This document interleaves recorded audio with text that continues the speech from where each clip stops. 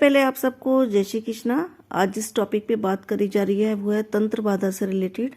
अपनी कुंडली से हम तंत्र बाधा को कैसे देखें, उसको हिट थ्योरी के थ्रू कैसे रिमूव करें, घर में ऐसी कौन सी चीज़ है जो तंत्र बाधा को जो है एक ताकत दे रही है, उस चीज़ को बढ़ा रही है, उसका कैसे सॉल्यूशन निकालें, वो इस वीडियो में आपसे डिस्कस किया जाएगा। और स्टार्टिंग करने से पहले मैं आपको एक बार रिमाइंड करा दूं कि 7 फरवरी से यही कोर्स स्टार्ट है जो कि एस्ट्रो वास्तु का है, जिसमें हम वास्तु को और एस्ट्रोलॉजी को, कुंडली को मिक्स करके जो है अपने घर से जो है प्रॉब्लम्स को फाइंड आउट करते हैं, उनका सॉल्यूशन निकालते हैं। तो यही जो है कोर्स आपका 7 फरवरी से स्टार्ट है ऑनलाइन। आप चाहे तो इसको ज्वाइन कर सकते हैं।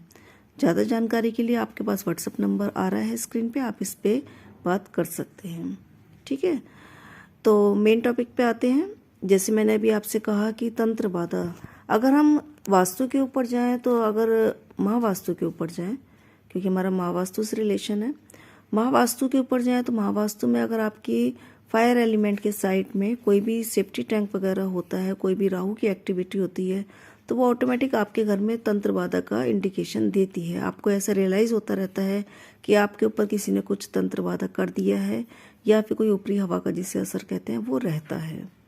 ठीक है, और इसको एस्ट्रोलॉजी से हम यदि कनेक्ट करते हैं तो एस्ट्रोलॉजी में आपको 8th हाउस को देखना होता है। जब भी आपके जो एक डेंजरस प्लैनेट्स जो होते हैं, जैसे राहु, केतु, शनि, इनका जब 8th हाउस पे नेगेटिव हिट होता है, उस कंडीशंस में आपको जो है तंत्र बाधा का 100% जो है रिजल्ट मिलता ही मिलता है, नेगेटिव रिजल्ट। ठीक है, तो इसके लिए आपको 8th हाउस को जो है देखना होता है। 8th हाउस में यदि आपका जो है केतु का नेगेटिव इफेक्ट आ रहा होगा, उस कंडीशंस में आपके बचपन में ही जो है किसी ने कोई तंत्र बाधा आप पे कराई होगी।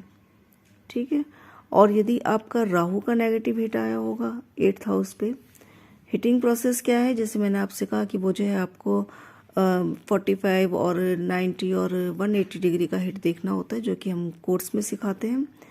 फिलहाल आप ये समझ लीजिए कि अगर राहु का नेगेटिव हिट आ रहा है आपके 8th हाउस पे, तो उस कंडीशंस में आपका जो जीवन है वो आपका पूरा ही तंत्र मंत्र के इर्द गिर्द डोलता रहता है। या कह सकते हैं आपके आसपास का माहौल ऐसा होता है कि आपके पड़ोसी हो गए, आपके रिश्तेदार हो गए, चारों तरफ ऐसा ही माहौल होगा कि वो तंत्र मंत्र वाले होंगे, अगर राहु का नेगेटिव हिट आपका 8th हाउस पे है। और सेम ऐसे हम शनि की बात करेंगे, सैटर्न की। सैटर्न का यदि जो है आपके 8th हाउस पे जो है नेगेटिव हिट होगा, तो उस कंडीशंस में आप खुद ही जो तंत्र मंत्र वाले होंगे, या खुद अपनी प्रोटेक्शन में ऐसा आप करते रहते होंगे कि तंत्र मंत्र का आप पे असर रहता होगा। अपनी प्रोटेक्शन कह लो या दूसरों के लिए कह लो, लेकिन तंत्र मंत्र आपके आसपास रहता है। तो कहने का मतलब क्या हुआ कि राहु, केतु, शनि, इन तीनों का जब नेगेटिव हिट आपके 8th हाउस पे आगा आपकी कुंडली में, तो उस कंडीशंस में आप पे जो है तंत्र का असर रहेगा। अब इसकी रेमेडीज कैसे होती है? इसकी रेमेडीज के लिए जो भी हमारे कुंडली में, जो भी हमारे 8th हाउस में राशि होगी, उसकी जो डायरेक्शन होगी, वहाँ से हम जिस प्लेनेट का नेगेटिव हिट पड़ रहा है उसका सामान हटाएंगे सबसे पहले। उसके बाद हम एस्ट्रो वास्तु की बेस पे चल रहे हैं, तो उस कंडीशंस में हम जब मान लो राहु का नेगेटिव हिट पड़ रहा है आपका 8th हाउस पे, तो राहु को ऐसी जगह पे रिप्लेस करेंगे, ऐसी जगह पे शिफ्ट करेंगे जहाँ से पॉजिटिव हिट आपका 8th हाउस पे आ रहा हो। उस कंडीशंस में क्या होता है कि वो आपका वो तंत्र की जो भी चीज़ आपकी 8th हाउस में पड़ी हुई है, वो आपको पॉजिटिव रिजल्ट देने लग जाएगी। और यदि हम राहु के सामान को शिफ्ट नहीं कर सकते उस डायरेक्शन में, तो हम अपनी बॉडी पे उसको रिप्लेस करते हैं राहु की एक्टिविटी को, जिससे कि वो हमें पॉजिटिव रिजल्ट देती है। और कोई तंत्र भी करता है तो उसका आप पे नेगेटिव असर नहीं आता है, ऑटोमेटिक वो पॉजिटिविटी में बदलता चला जाता है, और वो तंत्र जो है वो भगवान के मंत्र में जो है चेंज होने लग जाता है। क्योंकि हमारे लिए केवल एक ही बात है कि किसी भी चीज़ की काट जो है केवल भगवान के ऊपर डिपेंड है। अगर कोई तंत्र करता है, या कोई घर में ही कोई ऐसे आपके वास्तु दोष बन गया है जिससे तंत्र बाधा का असर है, तो उसका सॉल्यूशन केवल भगवान के पास है। तो यदि हम इस थ्योरी को अपनाते हैं कि अपनी बॉडी पे या अपने घर में जो हमारी पॉजिटिव हिट आ रही है राहु की या शनि की या केतु की, उस जगह पे उसको हम रिप्लेस करते हैं उन प्लैनेट्स को, तो वो हमें तंत्र भी भगवान के मंत्र के रूप में चेंज हो जाते हैं।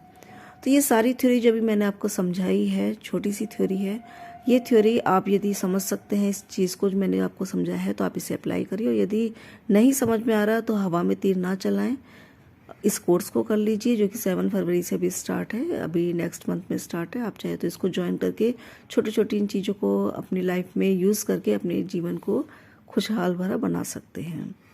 ठीक है, तो अपनी इस वीडियो को यही क्लोज करते हैं और अगली वीडियो में फिर से एक नई चर्चा के साथ मिलते हैं। तब तक एक बार फिर से जय श्री